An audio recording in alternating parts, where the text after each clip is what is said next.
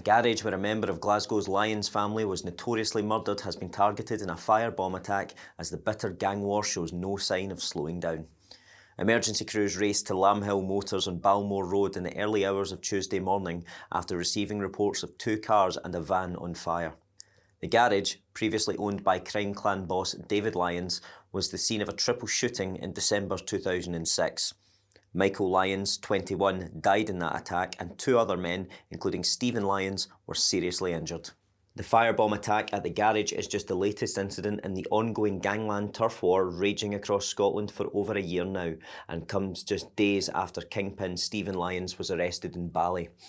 A source said, "The garage is very significant in the history of the feud. This really is the actions of people looking to twist the knife into the Lyons gang, especially after the arrest of Stephen and the recent murders of Eddie and Ross Monaghan. The garage is infamous for the murder of Michael Lyons, and Stephen was also shot that day and was lucky to survive. This won't be lost on the people behind this attack and throws fuel on the fire of a war that shows no sign of stopping." The vehicle fires at the garage came just hours after an associate of gangland kingpin Mark Richardson was allegedly attacked with machetes. A 31-year-old man was left in a bad way following the alleged attack at around 11:15 p.m. on Drumore Avenue in Musselburgh, and he was rushed to hospital for treatment. 2 men, aged 38 and 43, were arrested in connection with the alleged blade attack.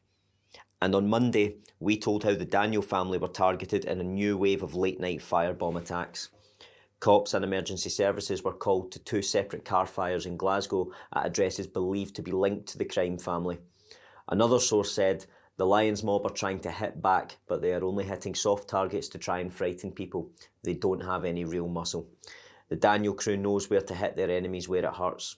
The attack on the garage was in direct retaliation to the L mob having a go at a woman linked to the Daniel gang.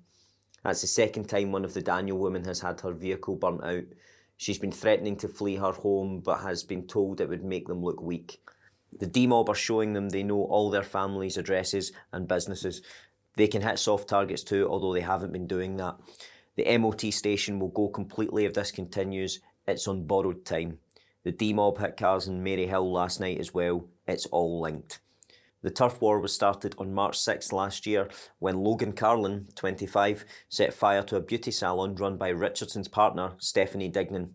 He was jailed for 7 years and 4 months for the attack.